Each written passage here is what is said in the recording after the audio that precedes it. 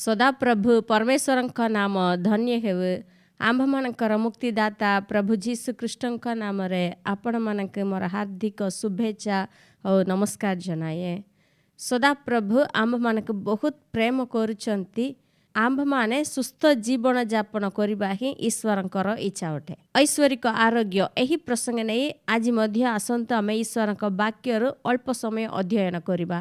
ଗୀତ ସଂହିତା 103 ପ୍ରଥମ ଓ 2 ପଦ ପଢ଼ିବା। हे मोहर मन सदा प्रभुंकर धन्यवाद कर, हे मोहर अंतरस्थ समस्त ताहांको पवित्र नामर धन्यवाद कर।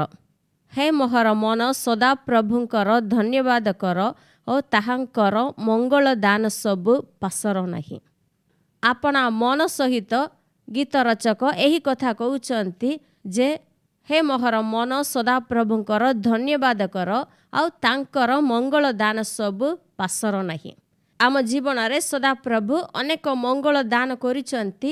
आमे तांकटारु अनेक आशीर्वाद पाइछु, ताहा गोटे मध्य तुमे पासर नहीं, तुमे भूली जाओ नहीं। हिंदी रे पद पर लिखा है, हे मेरे मन यहोवा को धन्य कह और उसके किसी उपकार को ना भूलना। तांकर कौनसी उपकार भूली जाओ नहीं। सदा प्रभुंकर उपकार इंग्रजी रे forget not all his benefits बोली लिखा है, माने तांकर लाभ। क्रिश्चियन जीवन एक लाभदायक जीवन अटे। ईश्वरक पाई बंचितिबा एही जीवन रे अनेक लाभ अछि। एही जीवन रे कोनोसी क्षति नहीं, कोनोसी विफलता नहीं। जदि सदा प्रभु कठारे भरोसा रखी आमे बंचुचु हेले एही जीवन रे अनेक प्रकारर अनेक आशीर्वाद मंगल दान से देउचंती। एही जीवन रे कोनोसी लॉस हेबो नहीं, सबु लाभ हेबो। हेले अनेक विश्वासी माने कोन भाबंती क्रिश्चियन हेले केवल पाप क्षमा मिलुची। सदा प्रभु कठारे एही आशीर्वाद एही दान आमे पाइछु बोली भाबुचंती। एतिरे मध्ये किछि लोक मानकर संदेह होची। सदा प्रभु मोर पाप सबु क्षमा करिसंती बोली विश्वास करि पारनांती। सेमानक मन रे संदेह होची जे सदा प्रभु मोर पाप सबु क्षमा कले कि नहीं, से मते ग्रहण करिसंती कि नहीं, मु स्वर्ग को जाई पारिबी कि नहीं, सदा प्रभु मते परित्याग करदेबे कि, एपरि सेमानकर संदेह होची। ले एही गीत संहितार परवर्ती पद जदि आमे पढ़िबा अनेक प्रकारर मंगल दान विषय रे से कहउचंती। 3 पद आमे पढ़िबा। से तुम्भर अधर्म सबु क्षमा करंती, से तुम्भर रोग सबु सुस्थ करंती। एही दुईटी विषय रे आज आमे ध्यान देबा। लिखा है, सदा प्रभु तुम्भर अधर्म सबु क्षमा करंती आउ तुम्भर रोग सबु सुस्थ करंती।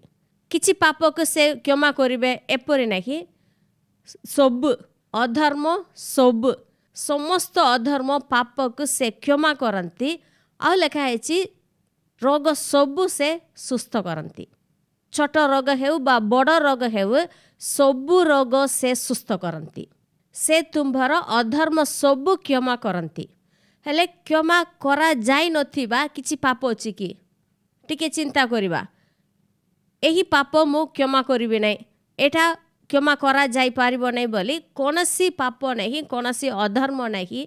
जीशु ख्रीष्टंकर पवित्र रक्त द्वारा सदा प्रभु आम्भमानकर अधर्म सबु क्षमा करिसंती। एब्री 10 अध्याय रे एही विषय रे लिखा है, 17 पद रे सदा प्रभु कहउचंती आम्भे सेमानकर पाप अपराध आउ स्मरण करिबा नहीं। आउ 15 पद रे लिखा है, पवित्र आत्मा मध्य एही विषय रे साक्ष्य दियंती। सदा प्रभु आम्भमानकर समस्त अधर्म क्षमा करिसंती आउ से स्मरण करिवे नहीं। एही विषय रे पवित्र आत्मा मध्य साक्ष्य दियंती। सदा प्रभु जदि आमर अधर्म सबु क्षमा करिसंती, जदि ताहा सत्य, तेबे द्वितीय विषय से आमर रोग सबु सुस्थ करंती, ताहा मध्य सत्य अटे। एही विषय का आमे ठीक भाबरे जानिबार अछि जे जदि सदा प्रभु मोर अधर्म सबु क्षमा करिसंती, तेबे मोर सबु रोग से सुस्थ करंती। जदि प्रथमटी सत्य, तेबे द्वितीयटी मध्य सत्य हेबा आवश्यक। जने विश्वासी केबे भी पापरे बंचिबा ईश्वरंकर इच्छा नहीं, ताहा आमे जानिछो। पाप अधर्म रे से संतुष्ट हुअंती नहीं। ठीक सेही परी आम्भ माने ରୋଗଗ୍ରସ୍ତ ହେବା ମଧ୍ୟ ଈଶ୍ୱରଙ୍କର ଇଚ୍ଛା ନାହିଁ। ହେଲେ ଆପଣ ଜାଣିଛନ୍ତି ଯେ ପାପରେ ବଞ୍ଚିବା ଈଶ୍ୱରଙ୍କର ଇଚ୍ଛା ନାହିଁ। ସେଥିପାଇଁ ଆପଣ କେବେ ବି ଗୋଟେ ଦିନ ମଧ୍ୟ ପାପରେ ବଞ୍ଚନ୍ତୁ ନାହିଁ। ଠିକ୍ ସେହିପରି ଆପଣ ରୋଗରେ ମଧ୍ୟ ବଞ୍ଚନ୍ତୁ ନାହିଁ। ଆପଣ ରୋଗଗ୍ରସ୍ତ ହୋଇଥିବା ଶଯ୍ୟାରେ ପଡ଼ି ରହିଥିବା ଈଶ୍ୱରଙ୍କର ଇଚ୍ଛା ନାହିଁ। ସେ ଆପଣଙ୍କର ଅଧର୍ମ ସବୁ କ୍ଷମା କରନ୍ତି ଆଉ ଆପଣଙ୍କର ରୋଗ ସବୁ ସେ ସୁସ୍ଥ କରନ୍ତି। ମାର୍କ 2 ଅଧ୍ୟାୟରେ ଜଣେ ପକ୍ଷାଘାତ ରୋଗୀଙ୍କ ବିଷୟରେ ଲେଖା ହେଇଛି। ସେହି ଲୋକଙ୍କୁ 4 ଜଣ ବୋହି ଆସିଲେ। ହେଲେ ଯୀଶୁ ଯେଉଁ ଗୃହରେ ଥିଲେ ସେଠାରେ ବହୁତ ସଂଖ୍ୟକ ଲୋକ ଥିଲେ। ସେମାନେ ଭିତରେ ପ୍ରବେଶ କରିପାରିଲେ ନାହିଁ। ସେଥିପାଇଁ ସେମାନେ ଛାତ ଖୋଲିଦେଲେ, ତାଙ୍କୁ ଓହ୍ଲାଇଲେ। ହେଲେ ଯୀଶୁ ଯେତେବେଳେ ସେମାନଙ୍କର ବିଶ୍ୱାସକୁ ଦେଖିଲେ, ସେହି ପକ୍ଷାଘାତ ରୋଗୀଙ୍କୁ କହିଲେ, ତୁମର ପାପ ସବୁ କ୍ଷମା କରାଗଲା। ତାର ପାପ କ୍ଷମା ପାଇଁ ସାଙ୍ଗସାଥୀମାନେ ଆଣିଲେ ନାହିଁ, ସୁସ୍ଥ ହେବା ନିମନ୍ତେ ତାଙ୍କୁ ଆଣିଲେ। ହେଲେ ଯୀଶୁ କ'ଣ କହିଲେ? ତୁମର ପାପ ସବୁ କ୍ଷମା କରାଗଲା। ସେଠାରେ ଅନେକ ଶାସ୍ତ୍ରୀମାନେ ଥିଲେ। ସେମାନେ ମନେ ମନେ ଭାବିବାକୁ ଲାଗିଲେ ଯେ ଏହି ଲୋକ କାହିଁକି ଏପରି କହୁଛି? ଏ ତ ଈଶ୍ୱରଙ୍କର ନିନ୍ଦା କରୁଛି। ଈଶ୍ୱରଙ୍କ ବିନା ଆଉ କିଏ ପାପ କ୍ଷମା କରିପାରେ ବୋଲି ସେମାନେ ଭାବିଲେ। ସେମାନେ ମନରେ କ'ଣ ଭାବୁଛନ୍ତି ଏହା ଯୀଶୁ ଜ୍ଞାତ ହେଲେ, ସେ ଜାଣିପାରିଲେ। ଆଉ ସେମାନଙ୍କୁ ଗୋଟେ କଥା ପଚାରିଲେ, 9 ପଦ ପଡ଼ିବା, କ'ଣ ସହଜ? ପକ୍ଷାଘାତ ରୋଗୀ କି ତୁମ୍ଭର ପାପ ସବୁ କ୍ଷମା କରାଗଲା ବୋଲି କହିବା, କିମ୍ବା ଉଠ ତୁମ୍ଭର ଖଟିଆ ଘେନି ଚାଲ ବୋଲି କହିବା? କିନ୍ତୁ ପୃଥିବୀରେ ପାପ କ୍ଷମା କରିବାକୁ ମନୁଷ୍ୟ ପୁତ୍ରଙ୍କର ଯେ ଅଧିକାର ଅଛି, ଏହା ଯେପରି ତୁମ୍ଭମାନେ ଜାଣିପାର। ଏଥିପାଇଁ ସେ ପକ୍ଷାଘାତ ରୋଗୀକି କହିଲେ, ମୁଁ ତୁମ୍ଭକୁ କହୁଅଛି, ଉଠ ନିଜ ଖଟିଆ ଘେନି ଆପଣା ଘରକୁ ଚାଲିଯାଅ। ଯୀଶୁ ସେମାନଙ୍କୁ ଗୋଟେ ପ୍ରଶ୍ନ ପଚାରିଲେ, କ'ଣ ସହଜ? ତୁମର ପାପ ସବୁ କ୍ଷମା କରାଗଲା ବୋଲି କହିବା, କିମ୍ବା ଉଠ ତୁମର ଖଟିଆ ଘେନି ଚାଲ ବୋଲି କହିବା? କ'ଣ ସହଜ? ଏହି ପୃଥିବୀରେ ପାପ କ୍ଷମା କରିବାକୁ ମନୁଷ୍ୟ ପୁତ୍ରଙ୍କର ମାନେ ଯୀଶୁ ଖ୍ରୀଷ୍ଟଙ୍କର ଅଧିକାର ଅଛି ବୋଲି ତୁମ୍ଭମାନେ ଜାଣ। ତୁମର ପାପ ସବୁ କ୍ଷମା କରାଗଲା ବୋଲି କହିବା ପାଇଁ ସହଜ। କାହିଁକି? ପାପ ସବୁ କ୍ଷମା କରାଗଲା କି ନାହିଁ ବୋଲି ଆମେ ପ୍ରମାଣ ଦେଖାଇବାର କିଛି ଆବଶ୍ୟକତା ନାହିଁ। କହିଲେ ତାହା ସରିଯିବ, କିଛି ପ୍ରମାଣ ଦେଖାଇ ପାରିବୁ ନାହିଁ। କିନ୍ତୁ ଯଦି ତୁମର ଖଟିଆ ଘେନି ଚାଲ ବୋଲି କହିଲେ, ସାଙ୍ଗେ ସାଙ୍ଗେ ସେହି ରୋଗୀ ଚାଲିବାର ଅଛି। ସେଠାରେ ଚମତ୍କାର ଘଟିବାର ଅଛି। ତୁମର ପାପ କ୍ଷମା କରାଗଲା ବୋଲି କହିବା ସହଜ, କିନ୍ତୁ ଏହି ବାକ୍ୟ କହିବା ପାଇଁ ଯେଉଁ ମୂଲ୍ୟ ଦିଆଯାଇଥିଲା ତାହା ଅଧିକରୁ ଅଧିକ ଥିଲା। ପାପ କ୍ଷମା ସହଜରେ ମିଳିଲା ନାହିଁ। ଏହି ପାପ କ୍ଷମା ଦେବା ନିମନ୍ତେ ସଦାପ୍ରଭୁ ପରମେଶ୍ୱର ଆପଣା ଅଦ୍ୱିତୀୟ ପୁତ୍ରଙ୍କୁ ଦାନ କଲେ। ଯୀଶୁ ଖ୍ରୀଷ୍ଟଙ୍କର ବହୁମୂଲ୍ୟ ରକ୍ତ ଦ୍ୱାରା ହିଁ ଏହି ପାପ କ୍ଷମା ଆମ୍ଭମାନେ ପାଇଅଛୁ। ଯଦି ସଦାପ୍ରଭୁ ଆପଣା ଅଦ୍ୱିତୀୟ ପୁତ୍ରଙ୍କୁ ଆମ୍ଭମାନଙ୍କ ନିମନ୍ତେ ଦେଇଛନ୍ତି, ତେବେ ତାହାଙ୍କ ସହିତ ମାନେ ଯୀଶୁଙ୍କ ସହିତ ଆଉ ସମସ୍ତ ଆଶୀର୍ବାଦ ମଙ୍ଗଳ ଦାନ ମଧ୍ୟ ଆମ୍ଭମାନଙ୍କୁ ପ୍ରଦାନ କରିବେ। ଏହା ନିଶ୍ଚୟ। ଯଦି ଆପଣ ଯୀଶୁଖ୍ରୀଷ୍ଟଙ୍କ ଠାରେ ବିଶ୍ୱାସ କରୁଛନ୍ତି, ହଁ ଯୀଶୁ ମୋ ପାଇଁ ମଲେ, ମୋ ପାଇଁ ଜୀବନ ଦେଇଛନ୍ତି, ଯୀଶୁ ଆପଣା ରକ୍ତ ମୋ ପାଇଁ ଢାଳିଛନ୍ତି ବୋଲି ଯଦି ଆପଣ ବିଶ୍ୱାସ କରୁଛନ୍ତି, ସେହି ବିଷୟର ଜ୍ଞାନ ଯଦି ଆପଣଙ୍କର ଅଛି, ତେବେ ଆଜି ଆପଣ କହିପାରନ୍ତି ଯେ ମୋର ପାପ ସବୁ କ୍ଷମା କରାଯାଇଛି। ସଦାପ୍ରଭୁ ମୋର ପାପ ସବୁ, ମୋର ଅଧର୍ମ ସବୁ କ୍ଷମା କରିଛନ୍ତି, ଏହା ଆପଣ କହିପାରିବେ। କିନ୍ତୁ ଯେତେବେଳେ ଆପଣ ପୀଡ଼ିତ ଅବସ୍ଥାରେ ଅଛନ୍ତି, ରୋଗଗ୍ରସ୍ତ ହୋଇଛନ୍ତି, ସେହି ସମୟରେ ସେହି ବଥା, ସେହି ଯନ୍ତ୍ରଣା ପାଉଥିବା ସମୟରେ ଯୀଶୁ ଖ୍ରୀଷ୍ଟଙ୍କ ପ୍ରହାରରେ ମୁଁ ସୁସ୍ଥ ହୋଇଛି, ଏହା କହିବାଟା ଟିକେ କଷ୍ଟ ଲାଗୁଛି। ଆମ ପାଇଁ ତାହା କଷ୍ଟ ଲାଗୁଛି। ଯେତେବେଳେ ମୁଁ ରୋଗୀ ହୋଇଛି, ସେ ସମୟରେ ଯୀଶୁ ଖ୍ରୀଷ୍ଟଙ୍କ ପ୍ରହାରରେ ମୁଁ ସୁସ୍ଥ ହୋଇଛି। ଯୀଶୁଙ୍କର କଲବରୀ କ୍ରୁଶ ଦ୍ୱାରା ମୋତେ ସେ ସୁସ୍ଥ କରିଛନ୍ତି, ମୋର ରୋଗ ସବୁ ସୁସ୍ଥ କରିଛନ୍ତି ବୋଲି କହିବା ପାଇଁ ଆମକୁ ଟିକେ କଷ୍ଟ ଲାଗୁଛି। କିନ୍ତୁ ଆମେ ବିଶ୍ୱାସୀମାନେ ଏହି ବିଷୟକୁ ଜାଣିବାର ଅଛି ଯେ ଯଦି ସଦାପ୍ରଭୁ ମୋର ପାପ ସବୁ କ୍ଷମା କରିଛନ୍ତି ବୋଲି ମୁଁ ବିଶ୍ୱାସ କରୁଛି, ଯଦି ତାହା ମୋ ପାଇଁ ସହଜ, ହେଲେ ଏହା ମଧ୍ୟ ସହଜ ହେବାର ଅଛି। जीशु ख्रीष्टଙ୍କ ପ୍ରହାରରେ ମୁଁ ସୁସ୍ଥ ହୋଇଛି। ମୋର ଏହି ରୋଗକୁ ଯୀଶୁ ବୋହି ନେଇଛନ୍ତି, ସେ ମୋତେ ସୁସ୍ଥ କରିଛନ୍ତି। କଲବରୀ କ୍ରୁଶ ଦ୍ୱାରା ପ୍ରାୟ 2000 ବର୍ଷ ଆଗରେ ହିଁ ସେ ମୋର ଏହି ରୋଗକୁ ସୁସ୍ଥ କରିଛନ୍ତି। ସେଥିପାଇଁ ମୁଁ ରୋଗୀ ନୁହେଁ, ମୁଁ ଆରୋଗ୍ୟ ପାଇଛି। ଏହାକୁ ଆମେ ବିଶ୍ୱାସରେ କହିବାର ଅଛି। ଏପରି କହିବା ମଧ୍ୟ ଆମ ପାଇଁ ସହଜ ହେବା ଉଚିତ, କାରଣ ଯୀଶୁ ହେଉଛନ୍ତି ସ୍ୱର୍ଗ ରାଜ୍ୟର ସବୁଠାରୁ ବଡ଼ ସମ୍ପତ୍ତି, ସେ ବଡ଼ ଉପହାର। ଯଦି ସଦାପ୍ରଭୁ ପିତା ପରମେଶ୍ୱର ସେହି ଉପହାର ମୋ ପାଇଁ ଦେଇଛନ୍ତି, ତେବେ ତାହାଙ୍କ ସହିତ, ସେହି ଖ୍ରୀଷ୍ଟଙ୍କ ସହିତ ଏହି ଆରୋଗ୍ୟତା ମଧ୍ୟ ମୋତେ ପ୍ରଦାନ କରିବେ।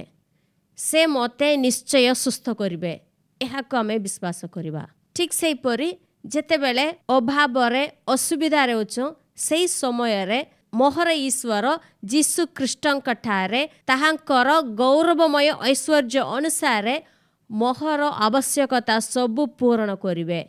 ଏହାକୁ ମଧ୍ୟ ଆମେ କହିବାର ଅଛି। ଯୀଶୁ କେବଳ ଆମ୍ଭମାନଙ୍କର ପାପ କ୍ଷମା ପାଇଁ ସେ ପ୍ରାଣ ଦେଇନାହାନ୍ତି, ଆପଣା ଜୀବନ ଦେଇନାହାନ୍ତି। ଆମ୍ଭମାନଙ୍କ ଜୀବନରେ ଆମେ ଯେପରି ସମ୍ପୂର୍ଣ୍ଣ ଭାବରେ ସମସ୍ତ ବିଷୟରେ ଆମେ ଆଶୀର୍ବାଦ ପାଇପାରିବୁ, ଏଥିପାଇଁ ସେ ଆପଣା ଜୀବନ ଦେଇଛନ୍ତି। ସେଥିପାଇଁ ରୋଗ ଥିଲେ ମଧ୍ୟ ଆମେ କହିବା ଯେ ଯୀଶୁ ଖ୍ରୀଷ୍ଟଙ୍କର ପ୍ରହାରରେ ମୁଁ ସୁସ୍ଥ ହୋଇଅଛି। ପଇସାର ଅଭାବ ଅସୁବିଧା ଥିବା ବେଳେ ମଧ୍ୟ ଆମେ କହିବା ଯେ ମୋହର ଈଶ୍ୱର ମୋର ସମସ୍ତ ଆବଶ୍ୟକତା ପୂର୍ଣ୍ଣ କରିବେ। ତାହାଙ୍କଠାରେ ଐଶ୍ୱର୍ଯ୍ୟ ଅଛି। ମୋ ପାଇଁ ଯୀଶୁ ଖ୍ରୀଷ୍ଟ ଦରିଦ୍ର ହେଲେ, କଲବରୀ କ୍ରୁଶରେ ଯୀଶୁ ଦରିଦ୍ର ହେଲେ, ତାହାଦ୍ୱାରା ସେ ମୋର ଜୀବନକୁ ସମୃଦ୍ଧି କରିଛନ୍ତି। ହୁଏତ ଆଜି ମୋର ହାତରେ ପଇସା ପତ୍ର ନଥିଲେ ବି ମୁଁ ଗରିବ ନାହିଁ। ସଦାପ୍ରଭୁ ମୋର ଆବଶ୍ୟକତା ପୂର୍ଣ୍ଣ କରିବେ। ଏହି ବିଶ୍ୱାସରେ ଆମେ ଆଗକୁ ଚାଲିବା। ହେଲେ ଶୟତାନ ସବୁବେଳେ ଆମକୁ ଆମର ସ୍ଥିତି ଭୁଲାଇ ଦିଏ। ତାହା ଆମେ ଯେପରି ପାସରିବୁ, ଏଥିପାଇଁ ସେ କ'ଣ କରିବ, ଆଜିର ପରିସ୍ଥିତି ଆଉ ଆମେ ଯାହା କରୁଛୁ ଆମର କ୍ରିୟା ବିଷୟରେ, ମୁଁ ଯେଉଁ ପାପ କରିଛି ସେହି ବିଷୟରେ ଆମ୍ଭମାନଙ୍କୁ ଦେଖାଏ। ତୁମେ ଏଠା କରିଥିଲ, ତୁମେ ଈଶ୍ୱରଙ୍କ ବିରୁଦ୍ଧରେ ଏ ପାପ କରିଛ, ସେଟା କରିଛ, ଏଟା ତ ଠିକ୍ ନାହିଁ ବୋଲି ଆମ୍ଭମାନଙ୍କର କ୍ରିୟାକୁ ଆମେ ଦେଖିବା ପାଇଁ ସେ ଆମ ଆଗରେ ଆଣିବ। ହେଲେ ପ୍ରକୃତରେ ଆମ୍ଭମାନଙ୍କର ସ୍ଥିତି କ'ଣ? ଯୋହନ 15 ଅଧ୍ୟାୟରେ ଯୀଶୁ କହିଛନ୍ତି, ମୁଁ ଦ୍ରାକ୍ଷଲତା, ତୁମ୍ଭମାନେ ଶାଖା। ଯୀଶୁ ହେଉଛନ୍ତି ଦ୍ରାକ୍ଷାଲତା, ଆମ୍ଭମାନେ ବିଶ୍ୱାସୀମାନେ ସମସ୍ତେ ଶାଖା ଅଟ। ହେଲେ ଯୀଶୁ କହିନାହାନ୍ତି ଯେ ତୁମ୍ଭମାନେ ଶାଖା ହେବାକୁ ଚେଷ୍ଟା କର, ତୁମେ କିଛି କାର୍ଯ୍ୟ କରିବା ଦ୍ୱାରା ଶାଖା ହୁଅ ବୋଲି ସେ କହୁନାହାନ୍ତି। ତୁମ୍ଭମାନେ ଶାଖା, ଏବେ ତୁମ୍ଭମାନେ ଶାଖା ଅଟ, ମାନେ ତାଙ୍କ ସହିତ ଆମ୍ଭମାନଙ୍କର ସମ୍ପର୍କ ଅଛି। ଯଦି ଗୋଟେ ଦ୍ରାକ୍ଷାଲତା ଅଛି, ଏଟା ଲତା, ଏଟା ତାହାର ଶାଖା ବୋଲି କେହି ମଧ୍ୟ ତାହାକୁ ଅଲଗା କରି ପୃଥକ କରି ଦେଖିପାରିବେ ନାହିଁ। ଏଟା ଦ୍ରାକ୍ଷାଲତା ବୋଲି କହିବେ। ଠିକ୍ ସେହିପରି ଆମ୍ଭମାନଙ୍କୁ ସଦାପ୍ରଭୁ ଆପଣା ସହିତ ସଂଯୋଗ କରିଛନ୍ତି। ଏହା ଅବିଭାଜ୍ୟ ସଂଯୋଗ। କେହି ମଧ୍ୟ ଏହି ସମ୍ପର୍କ ଅଲଗା କରିପାରିବେ ନାହିଁ। ପ୍ରତ୍ୟେକ ବିଶ୍ୱାସୀ ଖ୍ରୀଷ୍ଟଙ୍କ ଠାରେ ଅଛନ୍ତି, ଆଉ ଖ୍ରୀଷ୍ଟ ମଧ୍ୟ ପ୍ରତ୍ୟେକ ବିଶ୍ୱାସୀଙ୍କ ଅନ୍ତରରେ ସେ ବାସ କରୁଛନ୍ତି। ଯଦି ମୁଁ ଖ୍ରୀଷ୍ଟଙ୍କ ଠାରେ ଅଛି ଆଉ ଖ୍ରୀଷ୍ଟ ମୋ ଠାରେ ଅଛନ୍ତି, ତେବେ ତାଙ୍କ ଜୀବନ ମୋ ଭିତରେ ପ୍ରବାହିତ ହୁଏ। ସେ ଦ୍ରାକ୍ଷାଲତା ଅଟନ୍ତି, ମୁଁ ଶାଖା ଅଟେ। ତେବେ ତାଙ୍କର ଆରୋଗ୍ୟ ଶକ୍ତି ମୋର ମନରେ, ମୋର ଶରୀରରେ ସବୁଦିନ, ପ୍ରତିଦିନ, ପ୍ରତି ମିନିଟରେ ଆସେ।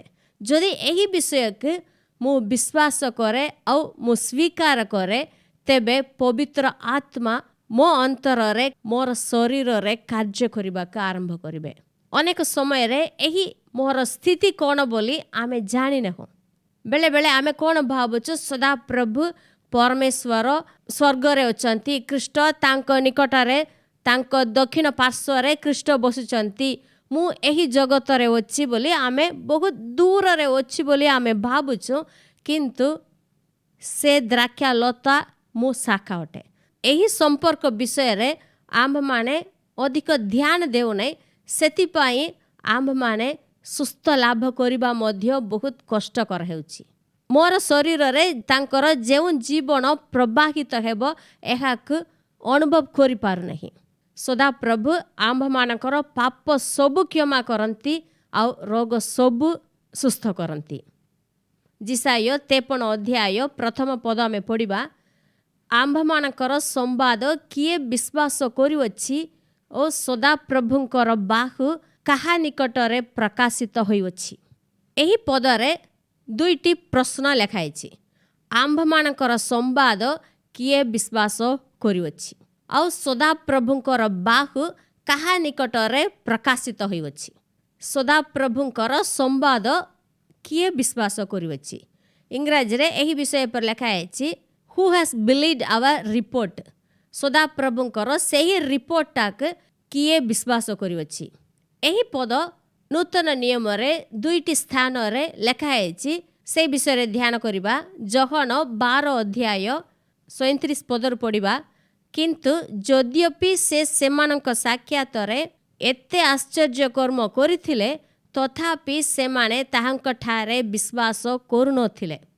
ଯେପରି ଭାବବାଦୀ ଯିଶାୟଙ୍କ ଦ୍ୱାରା ଉକ୍ତ ଏହି ବାକ୍ୟ ସଫଳ ହୁଏ, ହେ ପ୍ରଭୁ, କିଏ ଆମ୍ଭମାନଙ୍କ ସମ୍ବାଦ ବିଶ୍ୱାସ କରୁଅଛି ଆଉ ପ୍ରଭୁଙ୍କ ବାହୁ କାହା ନିକଟରେ ପ୍ରକାଶିତ ହୋଇଅଛି।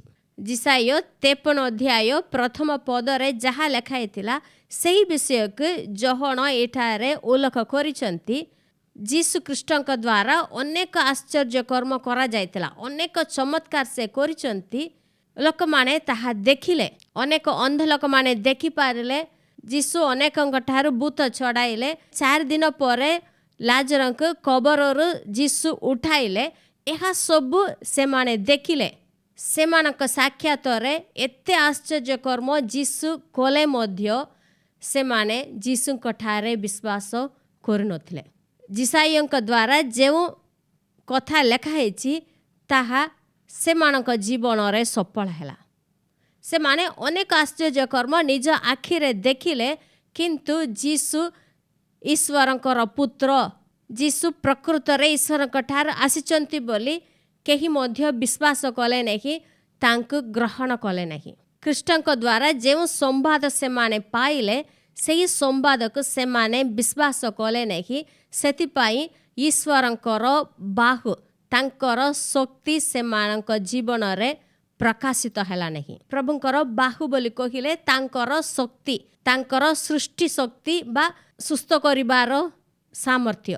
ଯେଉଁମାନେ ସେହି ଈଶ୍ୱରଙ୍କର ସମ୍ବାଦ ବିଶ୍ୱାସ କଲେ ନାହିଁ ସେମାନଙ୍କ ନିକଟରେ ଈଶ୍ୱରଙ୍କର ସେହି ବାହୁ, ସେହି ଶକ୍ତି ପ୍ରକାଶିତ ହୋଇପାରିଲା ନାହିଁ। ହେଲେ ଯିଶାୟ 53 ଅଧ୍ୟାୟରେ ଆମେ ଜାଣିଛୁ ତାପରେ ଯିଶାୟ ଯୀଶୁଖ୍ରୀଷ୍ଟଙ୍କର କ୍ରୁଶୀୟ ମୃତ୍ୟୁ ବିଷୟରେ ଲେଖିଛନ୍ତି।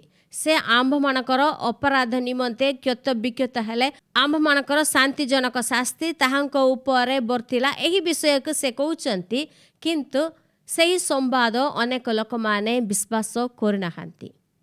ଯଦି ଆଜି ସେହି ସୁସମାଚାରକୁ ଆମେ ବିଶ୍ୱାସ କରିବା ତେବେ ଆମ ଜୀବନରେ, ଆମ ଶରୀରରେ ଈଶ୍ୱରଙ୍କର ସେହି ବାହୁ, ଈଶ୍ୱରଙ୍କର ସେହି ଶକ୍ତି ପ୍ରକାଶିତ ହେବ। ଆଉ ରୋମିଓ 10 ଅଧ୍ୟାୟରେ ମଧ୍ୟ ଏହି ବିଷୟ ଲେଖା ହେଇଛି। 15 ପଦରୁ ଆମେ ପଢ଼ିବା।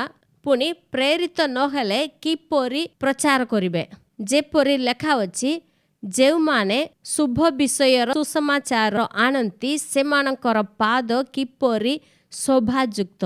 କିନ୍ତୁ ସମସ୍ତେ ସୁସମାଚାରର ବଶୀଭୂତ ହେଲେ ନାହିଁ, କାରଣ ଯିଶାୟ କହନ୍ତି, ହେ ପ୍ରଭୁ, କିଏ ଆମ୍ଭମାନଙ୍କ ସମ୍ବାଦ ବିଶ୍ୱାସ କରୁଅଛି। ଅତଏବ ବିଶ୍ୱାସ ଶ୍ରବଣରୁ ଜାତ ହୁଏ ଓ ଶ୍ରବଣ ଖ୍ରୀଷ୍ଟଙ୍କ ବାକ୍ୟ ଦ୍ୱାରା ହୁଏ। ଏଠାରେ ମଧ୍ୟ ପ୍ରେରିତ ପାଉଲ ଏହି ବିଷୟକୁ କହୁଛନ୍ତି। ଅନେକ ଲୋକମାନେ ସୁସମାଚାର ଶୁଣିଲେ କିନ୍ତୁ ସୁସମାଚାରର ବଶୀଭୂତ ହେଲେ ନାହିଁ, ତାହା ଗ୍ରହଣ କଲେ ନାହିଁ। ବିଶ୍ୱାସ ଶ୍ରବଣରୁ ଜାତ ହୁଏ। ମାନେ ଜଣେ ସୁସମାଚାର କହିବାର ଅଛି, ତାହାକୁ ଯିଏ ଶୁଣିବ ସେହି ଶ୍ରବଣରୁ ତାର ମନରେ ବିଶ୍ୱାସ ଜାତ ହେବ। ସେହି ଶ୍ରବଣ ଖ୍ରୀଷ୍ଟଙ୍କ ବାକ୍ୟ ଦ୍ୱାରା ହୁଏ। ଜଣେ ବ୍ୟକ୍ତି ଯେତେବେଳେ ଯୀଶୁଖ୍ରୀଷ୍ଟଙ୍କ ବିଷୟକ ବାକ୍ୟ ଶୁଣିବ ତାର ମନରେ ବିଶ୍ୱାସ ଜାତ ହେବ। ଯଦି ତାର ମନରେ ବିଶ୍ୱାସ କରିବ ତେବେ ଈଶ୍ୱରଙ୍କର ସେହି ଶକ୍ତି, ସେହି ବାହୁ ତାହାର ନିକଟରେ ପ୍ରକାଶିତ ହେବ। पुरातन नियम काल रे जिजिकल रे जदि आपण पढ़िबे भाववादी मानक उपरे सदा प्रभुंकर हस्त अधिष्ठान कला माने तार अर्थ कौन सदा प्रभुंकर शक्ति से मानक उपरे अधिष्ठान कला अपना शक्ति द्वारा सदा प्रभु से मानक चलाइबाक लागिले तेबे सदा प्रभुंकर हस्त तांकर बाहु बोली कहिले सदा प्रभुंकर महत् कार्य करिवार शक्ति तांकर सृष्टिर शक्ति सदा प्रभु इस्राएल मानक मिस्र देशरू बाहर करी आनिबा पाई मोसांकु व्यवहार कले आपण जानिथिबे 10 प्रकारर दंड से पठाइले जेतेबेले फारो से मानक मो जीवाक देबी नहीं बोली मना कला सदा प्रभु 10 प्रकारर दंड पठाइले हेले प्रथम दंड विषय यात्रा पुस्तक 7 अध्याय रे लिखा है जेतेबेले आरोन मोसा आपना जष्टि घेनी नदी उपरे प्रहार कले सही नदीर जल रक्त हो गला ता द्वारा नदीर समस्त मत्स्य मले नदी बहुत दुर्गंध हैला केही मध्य सेही नदीर जल पान करी पारले नहीं जेतेबेले मोसांक द्वारा एपरी नदीर जल रक्त हो गला 22 पदरे लिखा है सेतेबेले मिस्रीय मंत्रज्ञ माने हे आपना मानक माया रे सही परी कले सही मिस्रीय मंत्रज्ञ माने आपना माया द्वारा से माने भी सही परी कले आउ द्वितीय दंड 8 अध्याय लिखा है 5 पद में पढ़ा तहिरे हारण मिस्रर समस्त जल उपरे आपना हस्त विस्तार करते बेंग समूह उठी मिस्र देश रे व्यापी गले सेतेबेले मंत्रज्ञ माने आपना मानक माया रे से प्रकार करी मिस्र देश उपरे बेंग आनिले सदा प्रभु को वाक्य अनुसार मोसा हारण करुचंती हेले नदीरू अनेक बेंग बाहरिले बेंग समूह उठी सही देश व्यापी गले सही देशर मंत्रज्ञ माने मध्य आपना माया रे ताहा कले सही मिस्रीय मंत्रज्ञ माने जेउ नदीर जल रक्त होइथिला ताहाक आउ थरे पानी करिबा पई से माने चेष्टा कले नहीं से माने मध्य आउ रक्त कले आउ जेउ बेंग सब देश भीतर आसिला ताहाक पठाइबा पई आउ नदी को जीवा पाई से माने किछि चेष्टा कले नहीं से माने मध्य आउरी अधिक बेंग आनिले शैतान कोनसी विषय को भल करि पारिबो नहीं आउरी मध्य खराब कर देबो किछि समस्या हेले शैतान समस्यार समाधान करि पारिबो नहीं जेउ समस्या अछि सेटाक आउरी बड़ समस्या कर देबो से माने नदीर पानी को ठीक करि पारले नहीं सही बेंग मानक नदी भीतर के आउतरे पठाई पारले नहीं से माने आउ देश को खराब करिसंती तापरे तृतीय दंड लिखा है 17 पद में पढ़ा तहिरे से माने से प्रकार कले हारण सजष्टि हस्त विस्तार करी भूमिर धूली रे प्रहार करते मनुष्य और पशु मानक ठारे उकणिया पोक हैला पुणी मिस्र देशर भूमिस्थ समस्त धूली उकणिया पोक हैला सेतेबेले मंत्रज्ञ माने आपना आपना माया रे से प्रकार उकणिया पोक उत्पन्न करिबाक चेष्टा कले मात्र पारिले नहीं तहिरे मनुष्य और पशु मानक उपरे उकणिया पोक हैला तेबे मंत्रज्ञ माने फारों कहिले ए तो परमेश्वरंक अंगुलीकृत कर्म तथापि सदा प्रभुंक वाक्यानुसार फारोंकर हृदय कठिन हैला पुणी से सेमानक वाक्य रे मनोजग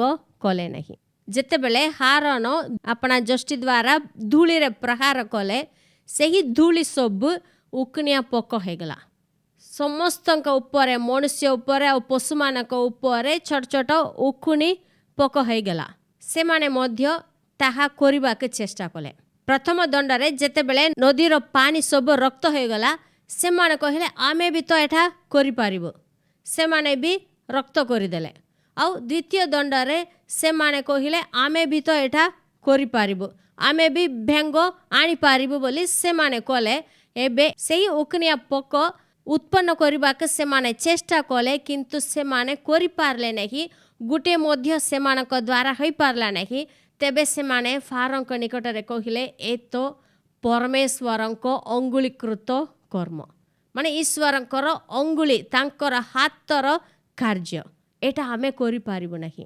କାରଣ ଆମ୍ଭମାନଙ୍କର ସଦାପ୍ରଭୁ ପରମେଶ୍ୱର ହିଁ ସୃଷ୍ଟିକର୍ତ୍ତା ଅଟନ୍ତି। ସେ ହିଁ ସମସ୍ତ ବିଷୟ ସୃଷ୍ଟି କରିଛନ୍ତି। ଶୟତାନ କୌଣସି ଛୋଟ ବିଷୟ ମଧ୍ୟ ସେ ସୃଷ୍ଟି କରିପାରିବ ନାହିଁ। ହେଲେ ସଦାପ୍ରଭୁ ବହୁତ ବଡ଼ ହାତୀ ନହେଲେ ଡାଇନୋସର ସୃଷ୍ଟି କଲେ ନାହିଁ। ଏକ ଛୋଟ ଗୋଟେ ପୋକ ଧୂଳିରୁ ସେ ସୃଷ୍ଟି କଲେ। ଶୟତାନ ସେହି ଛୋଟ ବସ୍ତୁ ମଧ୍ୟ ସେ ସୃଷ୍ଟି କରିପାରିଲା ନାହିଁ। ହେଲେ ସେଇ ପ୍ରଥମ ଦୁଇଟି ସୃଷ୍ଟି ନଥିଲା, ସେମାନେ କିଛି ପରିବର୍ତ୍ତନ କଲେ। ଆଉ ନଦୀର ବେଙ୍ଗ ବାହାରିବା ପାଇଁ, ଦେଶ ଭିତରକୁ ଆସିବା ପାଇଁ ସେମାନେ କିଛି ମାୟା କଲେ। କିନ୍ତୁ ଯେତେବେଳେ ସୃଷ୍ଟିର କଥା ଆସିଲା, ଶୟତାନ କିଛି କରିପାରିଲା ନାହିଁ। ସଦାପ୍ରଭୁଙ୍କର ବାହୁ, ତାଙ୍କର ହସ୍ତ ସମସ୍ତ ବିଷୟକୁ ସୃଷ୍ଟି କରେ। ସେ ଯାହା ଇଚ୍ଛା କରନ୍ତି ତାହାକୁ ସେ ସଫଳ କରିପାରନ୍ତି। ତାହା ହିଁ ଈଶ୍ୱରଙ୍କର ଶକ୍ତି, ତାଙ୍କର ସାମର୍ଥ୍ୟ ଅଟେ। ଦ୍ୱିତୀୟ ବିବରଣ 5 ଅଧ୍ୟାୟ 15 ପଦ ଆମେ ପଢ଼ିବା। ଏଥିରେ ଲେଖା ହେଇଛି, ତୁମ୍ଭେ ସ୍ମରଣ କରିବ ଯେ ତୁମ୍ଭେ ମିଶ୍ର ଦେଶରେ ଦାସ ହୋଇଥିଲ, ମାତ୍ର ସଦାପ୍ରଭୁ ତୁମ୍ଭ ପରମେଶ୍ୱର ପରାକ୍ରାନ୍ତ ହସ୍ତ ଓ ବିସ୍ତାରିତ ବାହୁ ଦ୍ୱାରା ସେଠାରୁ ତୁମ୍ଭକୁ ବାହାର କରି ଆଣିଲେ। ଏଠାରେ ଲେଖା ହେଇଛି ସଦାପ୍ରଭୁ ପରମେଶ୍ୱରଙ୍କର ପରାକ୍ରାନ୍ତ ହସ୍ତ ଓ ତାଙ୍କର ବିସ୍ତାରିତ ବାହୁ। ଫାରୋଙ୍କ ଅଧୀନରେ ସେମାନେ ଦାସତ୍ୱରେ ଥିଲେ। ସେହି ସ୍ଥାନରୁ, ସେହି ଦାସତ୍ୱରୁ ସଦାପ୍ରଭୁ ଆପଣା ହସ୍ତ ଦ୍ୱାରା ତୁମ୍ଭମାନଙ୍କୁ ଆଣିଛନ୍ତି। ଏହାକୁ ତୁମେ ସ୍ମରଣ କର ବୋଲି ପ୍ରଭୁ କହୁଛନ୍ତି। ଇସ୍ରାଏଲମାନଙ୍କୁ ଉଦ୍ଧାର କରିବା ପାଇଁ, ବାହାର କରି ଆଣିବା ପାଇଁ ସଦାପ୍ରଭୁ ଆପଣା ଶକ୍ତି ପ୍ରକାଶ କଲେ। ତାହାଙ୍କର ବାହୁ ସେ ପ୍ରକାଶ କଲେ, ତାହା ଦ୍ୱାରା ସେମାନେ ଉଦ୍ଧାର ପାଇଲେ। ଆମ୍ଭମାନଙ୍କ ଜୀବନରେ ମଧ୍ୟ ସଦାପ୍ରଭୁ ମହତ୍ କାର୍ଯ୍ୟ କରିଛନ୍ତି। ଆମ୍ଭମାନେ ଆଗରେ ପାପରେ ମୃତ ହୋଇଥିଲୁ। ସଦାପ୍ରଭୁ ଆମ୍ଭମାନଙ୍କୁ ସେହି ପାପରୁ ଉଦ୍ଧାର କରିଛନ୍ତି। ଶତ୍ରୁ ଶୟତାନର ସେହି ଅନ୍ଧକାରରୁ, ତାହାର ରାଜ୍ୟରୁ ସେ ଆମ୍ଭମାନଙ୍କୁ ପୃଥକ କରିଛନ୍ତି। ତାଙ୍କର ସେହି ବାହୁ, ତାଙ୍କର ଶକ୍ତି ଆମ ଜୀବନରେ ସେ ପ୍ରକାଶ କରିଛନ୍ତି।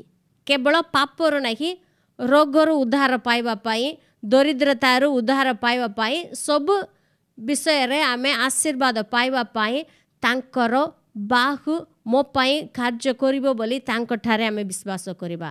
ତାଙ୍କର ଏହି ସମ୍ବାଦକୁ ଯଦି ଆମେ ବିଶ୍ୱାସ କରିବା, ହେଲେ ତାଙ୍କର ବାହୁ ଆମ୍ଭ ନିକଟରେ ପ୍ରକାଶିତ ହେବ। ମାର୍କ 4 ଅଧ୍ୟାୟ 24ରେ ଯୀଶୁ ଏପରି କହିଛନ୍ତି। ଯୀଶୁ ପୁଣି ସେମାନଙ୍କୁ କହିଲେ, କ'ଣ ଶୁଣୁଅଛ ସେ ବିଷୟରେ ସାବଧାନ। ମାର୍କ 4 ଅଧ୍ୟାୟରେ ଯୀଶୁ 4 ପ୍ରକାରର ସେହି ଭୂମି ବିଷୟକ ସେହି ଦୃଷ୍ଟାନ୍ତ କହିଲେ। ତାହା କହିସାରିଲା ପରେ ଯୀଶୁ କହିଲେ, ତୁମେ କ'ଣ ଶୁଣୁଛ ସେହି ବିଷୟରେ ସାବଧାନ ହୁଅ। କାରଣ କ'ଣ? ସେହି ଶ୍ରବଣ ଦ୍ୱାରା ବିଶ୍ୱାସ ଜାତ ହେବ। ଆମେ ଯାହା ଶୁଣୁଛୁ ତାହା ଦ୍ୱାରା ଆମ୍ଭମାନଙ୍କ ଜୀବନରେ କିଛି ତାହାର ପ୍ରଭାବ ପଡ଼ିବ।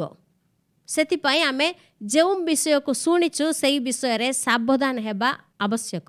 ଯଦି ଆପଣ ଏହି ପ୍ରକାରର ଶିକ୍ଷା ଶୁଣିଛନ୍ତି ଯେ ସଦାପ୍ରଭୁ ବିଶ୍ୱାସୀମାନଙ୍କ ଜୀବନରେ ରୋଗ ପଠାଇବେ, କିଛି ପାପ କରିଦେଲେ ସଦାପ୍ରଭୁ ରୋଗ ପଠାଇବେ, ତୁମ ଜୀବନରେ କିଛି ପାଠ ଶିଖାଇବା ପାଇଁ ସଦାପ୍ରଭୁ ତୁମକୁ ରୋଗଗ୍ରସ୍ତ କରିଦେବେ, ଶଯ୍ୟାରେ ତୁମକୁ ପକାଇଦେବେ, ତୁମକୁ ସୁସ୍ଥ କରିବେ ନାହିଁ, ତୁମର ଜୀବନରେ ଅଭାବ ଅସୁବିଧାକୁ ଆଣିବେ, ତୁମର ପରିବାର ମଙ୍ଗଳ ହେବ ନାହିଁ, ଏପରି ଯଦି ଆପଣ ଶୁଣିବେ, ତେବେ ଆପଣ ସେହି ବିଷୟକୁ ବିଶ୍ୱାସ କରିବାକୁ ଲାଗିବେ।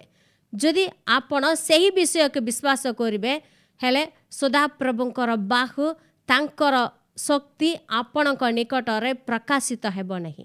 ଏହିପରି ମଧ୍ୟ ଅନେକ ସ୍ଥାନରେ ଶୁଣାଯାଉଛି ସଦାପ୍ରଭୁ ସୁସ୍ଥ କରନ୍ତି, କିନ୍ତୁ ସବୁ ରୋଗକୁ ସୁସ୍ଥ କରନ୍ତି ନାହିଁ। ସେ କିଛି ଲୋକଙ୍କୁ ରୋଗ ଦେବେ, ଆଉ କିଛି ଲୋକଙ୍କୁ ସୁସ୍ଥ କରିବେ। ସେ ବେଳେବେଳେ ସୁସ୍ଥ କରିବେ, କିନ୍ତୁ ସବୁବେଳେ ସୁସ୍ଥ କରିବେ ନାହିଁ। ଏପରି ମଧ୍ୟ ଶୁଣାଯାଉଛି। ହେଲେ ସେହି ବିଷୟରେ ଆପଣ ସାବଧାନ ହେବାର ଅଛି। ମୁଁ ଯେଉଁ ବିଷୟକୁ ଶୁଣିଛି ବୋଲି ଆମେ ନିଜେ ନିଜେ ସାବଧାନ ରହିବାର ଅଛି। ଯଦି ସଦାପ୍ରଭୁଙ୍କ ବିଷୟରେ ଏହିପରି କଥା ଆପଣ ଶୁଣିବେ, ତେବେ ସଦାପ୍ରଭୁ ପରମେଶ୍ୱରଙ୍କର ସେହି ହସ୍ତ ଆପଣଙ୍କ ନିକଟରେ ପ୍ରକାଶିତ ହେବ ନାହିଁ। ले ईश्वरଙ୍କ ବାକ୍ୟରୁ ଯଦି ଆପଣ ଠିକ୍ ଭାବରେ ଶୁଣିବେ ନିଶ୍ଚୟ ସେ ଆମ୍ଭମାନଙ୍କର ଯାତନା ସବୁ ଧାରଣ କରିଛନ୍ତି ଯୀଶୁ ମୋର ରୋଗ ସବୁ ବୋହି ନେଇଛନ୍ତି ବୋଲି ଯଦି ଆପଣ ଏହି ବିଷୟକୁ ଶୁଣିବେ ତେବେ ଆପଣଙ୍କ ମନରେ ବିଶ୍ୱାସ ଜାତ ହେବ। ଯେଉଁଠାରେ ଖ୍ରୀଷ୍ଟଙ୍କ ବାକ୍ୟ ଶୁଣାଯାଉଛି ସେହି ଶ୍ରବଣରୁ ବିଶ୍ୱାସ ଜାତ ହୁଏ। ଯୀଶୁ ଆପଣଙ୍କର ରୋଗ ସବୁ ସେ ବୋହି ନେଇଛନ୍ତି, ସେଥିପାଇଁ ଆପଣ ରୋଗ ସହିତ ବଞ୍ଚିବାକୁ ପଡ଼ିବ ନାହିଁ। ଆପଣଙ୍କର ସ୍ୱାସ୍ଥ୍ୟ ପାଇଁ ଯୀଶୁ ଆପଣଙ୍କ ନିମନ୍ତେ କଲବରୀ କ୍ରୁଶରେ ମୂଲ୍ୟ ଦେଇଛନ୍ତି। ସେଥିପାଇଁ ଆଜି ଆପଣଙ୍କ ଶରୀରରେ ଯେଉଁ ରୋଗ ଅଛି ତାହାକୁ ଦୂର ହେଇଯା ବୋଲି ଆପଣ କହନ୍ତୁ। ଯଦି ପାହାଡ଼କୁ ତୁମେ ଆଜ୍ଞା ଦେବ ତାହା ଉଠି ସମୁଦ୍ରରେ ପଡ଼ିବ ବୋଲି ଯୀଶୁ କହୁଛନ୍ତି। ସେଥିପାଇଁ ଆପଣ ବିଶ୍ୱାସ କରନ୍ତୁ, ଏହି ରୋଗକୁ ଆପଣଙ୍କ ଶରୀର ଠାରୁ ଦୂର କରନ୍ତୁ ବୋଲି ଯେଉଁ ବାକ୍ୟ ଶୁଣାଯାଉଛି ତାହାକୁ ଯଦି ଆପଣ ଶୁଣିବେ ଆଉ ବିଶ୍ୱାସ କରିବେ ତେବେ ସଦାପ୍ରଭୁ ପରମେଶ୍ୱରଙ୍କର ବାହୁ ଆପଣଙ୍କ ନିକଟରେ ଆପଣଙ୍କ ଜୀବନରେ ପ୍ରକାଶିତ ହେବ, ଆପଣଙ୍କ ଜୀବନରେ ମହତ୍ କାର୍ଯ୍ୟ କରିବ। ଏହି ଦୁଇ ପ୍ରକାରର ସମ୍ବାଦ ଆପଣ ଶୁଣିପାରିବେ, ହେଲେ ଆପଣ ସାବଧାନ ହୁଅନ୍ତୁ। ଯାହା ଈଶ୍ୱରଙ୍କ ଠାରୁ ଆସେ ସେହି ସମ୍ବାଦକୁ ଆପଣ ଗ୍ରହଣ କରନ୍ତୁ।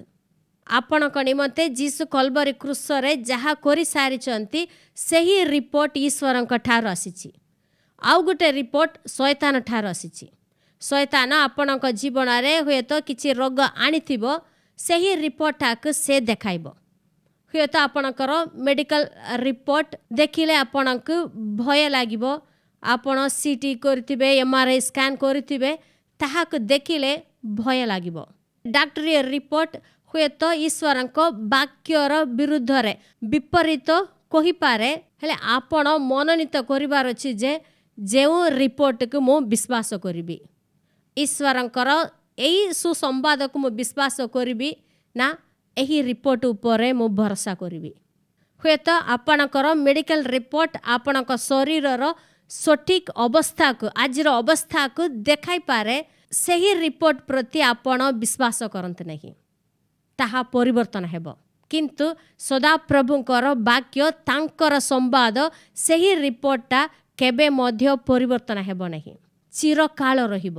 ଯୀଶୁଖ୍ରୀଷ୍ଟଙ୍କ ପ୍ରହାରରେ ତୁମ୍ଭମାନେ ସୁସ୍ଥ ହୋଇଅଛ ବୋଲି ଈଶ୍ୱରଙ୍କର ସେହି ରିପୋର୍ଟ ଆପଣଙ୍କୁ କହୁଛି, ସେହି ରିପୋର୍ଟ ଚିରକାଳ ରହିବ। ସେହି ଈଶ୍ୱରଙ୍କର ବାକ୍ୟ ଆପଣଙ୍କର ମେଡ଼ିକାଲ ରିପୋର୍ଟକୁ ପରିବର୍ତ୍ତନ କରିପାରିବ। ଏହାକୁ ଆପଣ ବିଶ୍ୱାସ କରନ୍ତୁ। ଆଜି ଆପଣ ଯାହା ଦେଖୁଛନ୍ତି, ଆପଣଙ୍କ ଶରୀରରେ ଯେଉଁ କଷ୍ଟ ଯନ୍ତ୍ରଣା ପାଉଛନ୍ତି, ଅନୁଭବ କରୁଛନ୍ତି, ଏହା ସବୁ ପରିବର୍ତ୍ତନ ହେବ। ହେଲେ ଆପଣଙ୍କର ରୋଗ ଯାହା ହେଲେ ବି, କେତେ ବର୍ଷର ରୋଗ ହେଲେ ବି ଆଉ ସୁସ୍ଥ ହେବାର ଚାନ୍ସ ନାହିଁ ବୋଲି ଡାକ୍ତର୍ସ ମାନେ କହିଥିଲେ ମଧ୍ୟ ଆପଣ ଈଶ୍ୱରଙ୍କ ବାକ୍ୟ ପ୍ରତି ବିଶ୍ୱାସ କରନ୍ତୁ, ତାହାକୁ ଆପଣଙ୍କ ହୃଦୟରେ ଗ୍ରହଣ କରନ୍ତୁ। ଈଶ୍ୱରଙ୍କ ବାକ୍ୟ ଯାହା କହୁଛି ତାହା ସତ୍ୟ, ମୁଁ ତାହାକୁ ଗ୍ରହଣ କରେ ବୋଲି ସେହି ଚତୁର୍ଥ ଭୂମି ପରି, ଉତ୍ତମ ଭୂମି ପରି ଆପଣ ତାହାକୁ ଗ୍ରହଣ କରନ୍ତୁ। ତେବେ ଆପଣଙ୍କ ମନରେ ବିଶ୍ୱାସ ଜାତ ହେବ, ଆପଣଙ୍କ ମନରେ ଶାନ୍ତି, ଆଶା ଆପଣ ପାଇବେ। ଏହି ରୋଗରୁ ମୁଁ ନିଶ୍ଚୟ ଉଦ୍ଧାର ପାଇବି, ସଦାପ୍ରଭୁ ମୋତେ ସୁସ୍ଥ କରିଛନ୍ତି, ତାଙ୍କର ବାକ୍ୟକୁ ମୁଁ ବିଶ୍ୱାସ କରୁଛି ବୋଲି ଆପଣଙ୍କ ମନରେ ଗୋଟେ ଆନନ୍ଦ ଆସିବ। ଆପଣ ତାହା ଅନୁଭବ କରିପାରିବେ। ରୋଗ ଅଛି କିନ୍ତୁ ଆଶା ଅଛି। ସଦାପ୍ରଭୁ ତାଙ୍କର ବାକ୍ୟ ମୋତେ ଦେଇଛନ୍ତି, ସେହି ସମ୍ବାଦକୁ ମୁଁ ବିଶ୍ୱାସ କରିବି।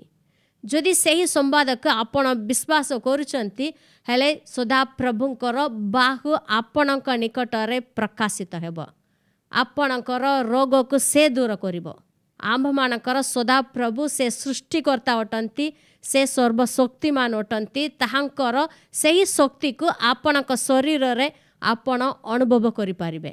ପ୍ରଥମ ତେସଲୋନିକେୟ 2:13 ଏପରି ଲେଖା ହେଇଛି, ଆଉ ଏହି କାରଣରୁ ଆମ୍ଭମାନେ ମଧ୍ୟ ନିରନ୍ତର ଈଶ୍ୱରଙ୍କର ଧନ୍ୟବାଦ କରୁଅଛୁ ଯେ ଯେତେବେଳେ ତୁମ୍ଭମାନେ ଆମ୍ଭମାନଙ୍କ ଦ୍ୱାରା ପ୍ରଚାରିତ ଈଶ୍ୱରଙ୍କ ବାକ୍ୟ ଗ୍ରହଣ କଲ, ସେତେବେଳେ ତାହା ମନୁଷ୍ୟର ବାକ୍ୟ ସ୍ୱରୂପେ ଗ୍ରହଣ ନ କରି ବରଂ ଈଶ୍ୱରଙ୍କ ବାକ୍ୟ ସ୍ୱରୂପେ ଗ୍ରହଣ କରିଥିଲ, ଆଉ ବାସ୍ତବରେ ତାହା ଈଶ୍ୱରଙ୍କ ବାକ୍ୟ ଅଟେ।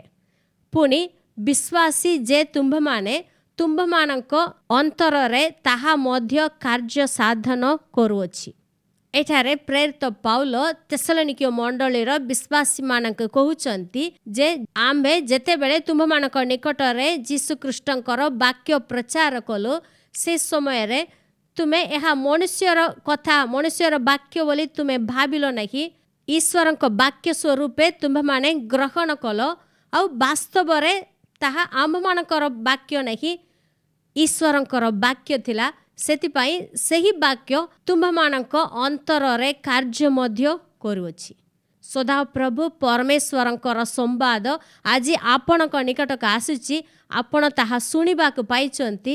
ତା ପ୍ରତି ଆପଣ ଯଦି ବିଶ୍ୱାସ କରିବେ, ହେଲେ ସଦାପ୍ରଭୁଙ୍କର ବାହୁ ଆପଣଙ୍କ ନିକଟରେ ପ୍ରକାଶିତ ହେବ। ହୁଏତ ଶରୀରରେ ବହୁତ ବ୍ୟଥା, କଷ୍ଟ, ଯନ୍ତ୍ରଣା ଥାଇପାରେ, କିନ୍ତୁ ଆପଣ କହନ୍ତି ଯେ ଯୀଶୁ ମୋର ଏହି ରୋଗ ସେ ବହନ କଲେ, ସେଥିପାଇଁ ମୋତେ ଏହି ରୋଗ ବହନ କରିବାର ଆବଶ୍ୟକତା ନାହିଁ।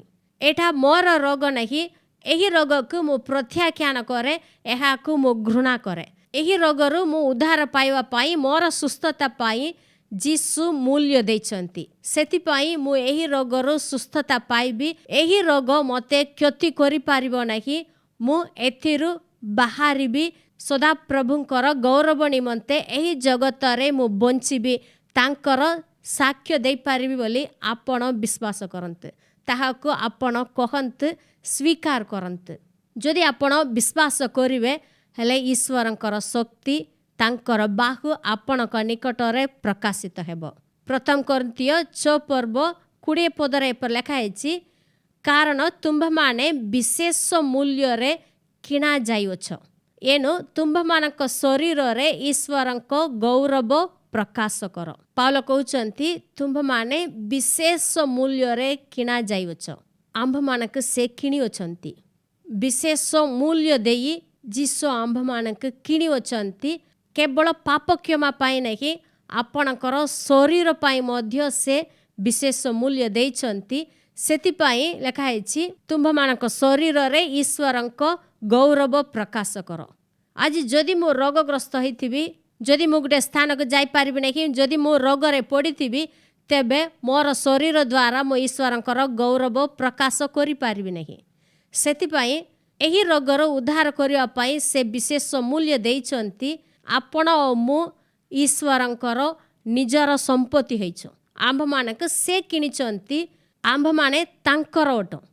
ସେ ଆମ୍ଭମାନଙ୍କୁ ନିଜର କରିଛନ୍ତି। ଆପଣା ରକ୍ତ ଦେଇ ଆମ୍ଭମାନଙ୍କୁ କିଣିଛନ୍ତି, ନିଜର କରିଛନ୍ତି। ଆମ୍ଭମାନେ ତାଙ୍କର ଅଟୁ। ଆମ୍ଭମାନେ ତାଙ୍କର ବ୍ୟକ୍ତିଗତ ସମ୍ପତ୍ତି ଅଟୁ। ଆମ୍ଭମାନେ ତାଙ୍କର ପ୍ରାଇଭେଟ୍ ପ୍ରପର୍ଟି, ତାଙ୍କର ବ୍ୟକ୍ତିଗତ ସମ୍ପତ୍ତି ଅଟୁ। ସମସ୍ତେ ଆମ୍ଭମାନଙ୍କୁ ବ୍ୟବହାର କରିପାରିବେ ନାହିଁ। ଆମେ ସର୍ବଜନୀନ ସମ୍ପତ୍ତି ନୁହେଁ। ହୁଏତ ଆପଣ ଦେଖିଥିବେ ଯେ କିଛି ଯାନରେ, ମାନେ ଗାଡ଼ିରେ ଏପରି ଲେଖା ହେଇଥିବ ଯେ ଏହା ଭଡ଼ା ପାଇ ନାହିଁ, ମାନେ ଭଡ଼ାରେ ଆଉ ଅନ୍ୟମାନଙ୍କର ଜିନିଷପତ୍ର ନେବା ପାଇଁ ନାହିଁ। ସେହି କମ୍ପାନୀର, ସେହି ମାଲିକର ନିଜର ଜିନିଷ ନେବା ପାଇଁ ଏଠା ଅଛି। କେବଳ ବ୍ୟକ୍ତିଗତ ବ୍ୟବହାର ପାଇଁ, ଅନ୍ୟମାନଙ୍କର ବ୍ୟବହାର ପାଇଁ ନାହିଁ, ମାଲିକର ବ୍ୟକ୍ତିଗତ ବ୍ୟବହାର ପାଇଁ। ଅନ୍ୟମାନେ ତା ଉପରେ କୌଣସି ବିଷୟ ଲୋଡ୍ କରିପାରିବେ ନାହିଁ। ହେଲେ ଏପରି ହିଁ ସଦାପ୍ରଭୁ ଆମ୍ଭମାନଙ୍କୁ କିଣିଅଛନ୍ତି। ଶରୀର ପାଇଁ ମଧ୍ୟ ସେ ମୂଲ୍ୟ ଦେଇଛନ୍ତି। ଆଉ କୌଣସି ଲୋକର, ଶତ୍ରୁ ଶୟତାନର କୌଣସି ରୋଗକୁ ସେ ଲୋଡ୍ କରିପାରିବ ନାହିଁ। ତାହାକୁ ଆମେ ଘୃଣା କରିଦେବା, ତାହାକୁ ଦୂର କରିଦେବା। କେବଳ ପରମେଶ୍ୱର ଆମ୍ଭମାନଙ୍କୁ ତାଙ୍କର ମଙ୍ଗଳ ଦାନରେ ଲୋଡ୍ କରିପାରିବେ। ତାଙ୍କର ସମସ୍ତ ପ୍ରକାର ଆଶୀର୍ବାଦ, ମଙ୍ଗଳ ଦାନ, ଉତ୍ତମ ସ୍ୱାସ୍ଥ୍ୟ, ତାଙ୍କର ସମୃଦ୍ଧି, ଏହିପରି ଆଶୀର୍ବାଦରେ ଆମ ଜୀବନକୁ ସେ ଲୋଡ୍ କରିପାରିବେ। ଆଉ ଶତ୍ରୁ ଶୟତାନ ଠାରୁ କିଛି ଆସିଲେ ତାହାକୁ ଆମେ ଗ୍ରହଣ କରିବା ନାହିଁ। ଏହି ରୋଗ ସଦାପ୍ରଭୁଙ୍କ ଠାରେ ଆସିଛି, ସେ ମୋ ଜୀବନରେ ଏଟା ପଠାଇଛନ୍ତି ବୋଲି ଆପଣ କହନ୍ତୁ ନାହିଁ, ଭାବନ୍ତୁ ନାହିଁ। ସଦାପ୍ରଭୁ ମଙ୍ଗଳମୟ ଅଟନ୍ତି। ସେ ଆମମାନଙ୍କ ଜୀବନରେ କେବଳ ମଙ୍ଗଳ ଦାନ ପ୍ରଦାନ କରନ୍ତି। ସେ ଆମ ନିମନ୍ତେ ଖ୍ରୀଷ୍ଟଙ୍କୁ ଦେଇଛନ୍ତି। ଖ୍ରୀଷ୍ଟଙ୍କ ସହିତ ସମସ୍ତ ଉତ୍ତମ ବିଷୟ ପ୍ରଦାନ କରନ୍ତି। ଆମ୍ଭମାନେ ତାଙ୍କର ବ୍ୟକ୍ତିଗତ ସମ୍ପତ୍ତି। ଏହାକୁ ମନେ ରଖିବା। ମୋର ଜୀବନରେ ମୋର ଶରୀରରେ ଶୈତାନର କୌଣସି ବିଷୟ ପାଇଁ ମୁଁ ସ୍ଥାନ ଦେବି ନାହିଁ। ଏହା ଈଶ୍ୱରଙ୍କର ସମ୍ପତ୍ତି। ଏହାକୁ ଆମେ ମନେ ରଖିବା। ଏହି ସମ୍ବାଦକୁ ଆପଣ ବିଶ୍ୱାସ କରନ୍ତୁ। ଯଦି ଆପଣ ବିଶ୍ୱାସ କରିବେ ହେଲେ ଈଶ୍ୱରଙ୍କର ମହିମା ଦେଖିବେ। ଆସନ୍ତୁ ଆମେ ପ୍ରାର୍ଥନା କରିବା। ହେ ଆମମାନଙ୍କର ଦୟାଳୁ ପିତା ପରମେଶ୍ୱର, ତୁମର ପବିତ୍ର ମହାନାମର ଧନ୍ୟବାଦ ଧନ୍ୟବାଦ ଧନ୍ୟବାଦ ଦେଉଛୁ ବାପା। ଆମ୍ଭମାନଙ୍କର ମୁକ୍ତିଦାତା ପ୍ରିୟ ପୁତ୍ର ଯୀଶୁଖ୍ରୀଷ୍ଟଙ୍କ ନାମରେ ପ୍ରଭୁ ଆମେ ତୁମ ନିକଟକୁ ଆସିଛୁ ବାପା। ପ୍ରଭୁ ଆଜି ତୁମର ବାକ୍ୟ ଦ୍ୱାରା ଆମ୍ଭମାନଙ୍କୁ ଯେଉଁ ବିଷୟକ ଶିକ୍ଷା ଦେଇଅଛ, ଏହି ଶିକ୍ଷା ପାଇଁ ପ୍ରଭୁ ତୁମକୁ ଧନ୍ୟବାଦ ଧନ୍ୟବାଦ ଦେଉଛୁ ବାପା। ପ୍ରଭୁ ତୁମେ ଆମମାନଙ୍କୁ ବହୁତ ପ୍ରେମ କରୁଛ। ପ୍ରଭୁ ଆମ୍ଭମାନେ ସୁସ୍ଥ ଜୀବନ ଯାପନ କରିବା ହିଁ ତୁମର ଇଚ୍ଛା ଅଟେ। ପ୍ରଭୁ ତୁମେ ଆମର ସମସ୍ତ ପାପ ଅଧର୍ମକୁ ତୁମେ କ୍ଷମା କରିଅଛ। ଆମମାନଙ୍କର ରୋଗ ସବୁ ତୁମେ ସୁସ୍ଥ କରିଅଛ। ସେଥିପାଇଁ ଧନ୍ୟବାଦ ଦେଉଛୁ ବାପା। ପ୍ରଭୁ ଯେଉଁମାନେ ଏହି ବାକ୍ୟ ଶୁଣିଛନ୍ତି ଓ ମୋ ସହିତ ପ୍ରାର୍ଥନା କରୁଛନ୍ତି ପ୍ରତ୍ୟେକଙ୍କୁ ତୁମେ ଆଶୀର୍ବାଦ କର। ପ୍ରଭୁ ସେମାନେ ଯେପରି ଏହି ସୁସମ୍ବାଦ ବିଶ୍ୱାସ କରିପାରିବେ ଆଉ ତୁମରି ବାହୁ ଯେପରି ସେମାନଙ୍କ ନିକଟରେ ପ୍ରକାଶିତ ହେବ, ଏଥିପାଇଁ ତୁମେ ସାହାଯ୍ୟ କର। ପ୍ରଭୁ ଯେଉଁମାନେ ରୋଗଗ୍ରସ୍ତ ହୋଇଛନ୍ତି, ପୀଡ଼ିତ ଅବସ୍ଥାରେ ଅଛନ୍ତି, ସେମାନଙ୍କୁ ତୁମେ ଆଶୀର୍ବାଦ କର। ପ୍ରଭୁ ଯେଉଁମାନେ ପ୍ରାର୍ଥନା କରୁଛନ୍ତି ପ୍ରତ୍ୟେକ ଯେପରି ସୁସ୍ଥତା ଲାଭ କରିପାରିବେ, ଏଥିପାଇଁ ତୁମେ ସାହାଯ୍ୟ କର। ପ୍ରଭୁ ଯେଉଁ ରିପୋର୍ଟ ସେମାନଙ୍କ ବିରୁଦ୍ଧରେ ଅଛି, ସେହି ରିପୋର୍ଟକୁ ପ୍ରଭୁ ତୁମେ ପରିବର୍ତ୍ତନ କରିପାରିବ। ପ୍ରଭୁ ତୁମେ ସୃଷ୍ଟିକର୍ତ୍ତା ଅଟ। ସେମାନଙ୍କର ଶରୀରକୁ ପ୍ରଭୁ ତୁମେ ସୃଷ୍ଟି କରିଅଛ ମାତା ଗର୍ଭରେ। ପ୍ରଭୁ ତୁମେ ସେମାନଙ୍କୁ ସୃଷ୍ଟି କରିଥିଲ। ସେହି ସୃଷ୍ଟିକର୍ତ୍ତା ଆଜି ମଧ୍ୟ ପ୍ରଭୁ ସେମାନଙ୍କ ଶରୀରରେ ତୁମେ କାର୍ଯ୍ୟ କର। ଯେଉଁ ଅଙ୍ଗ ପ୍ରତ୍ୟଙ୍ଗ ପ୍ରଭୁ ଠିକ୍ ଭାବରେ କାର୍ଯ୍ୟ କରୁନାହିଁ, ତାହାକୁ ତୁମେ ଠିକ୍ କରିଦିଅ। ପ୍ରଭୁ ତୁମେ ମଙ୍ଗଳ କରିବାର ଈଶ୍ୱର ଅଟ। ସେମାନଙ୍କ ଜୀବନରେ ଶରୀରରେ ପ୍ରଭୁ ତୁମେ ମଙ୍ଗଳ କର, ତୁମେ ଆଶୀର୍ବାଦ କର।